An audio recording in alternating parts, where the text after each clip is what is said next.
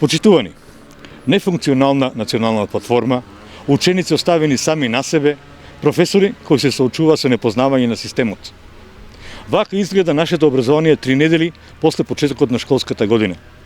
Образовниот процес започна, а учениците и наставниците се уште се соочуваат со проблеми за кои очигледно владата не може да најде решение.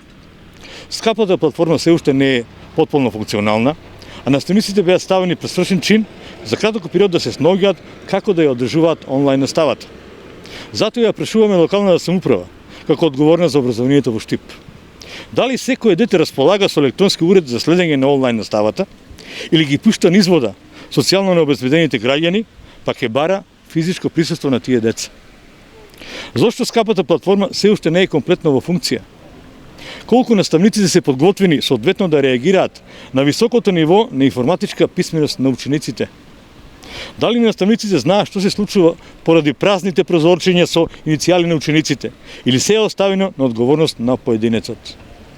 Проблемите со текот на времето се наталожуваат, а истите ќе ескалираат при првото оценување и проверка на знаењето на учениците. Кој ќе понесе одговорност за оваа несериозност во образованието во учебната 2020-2021 година?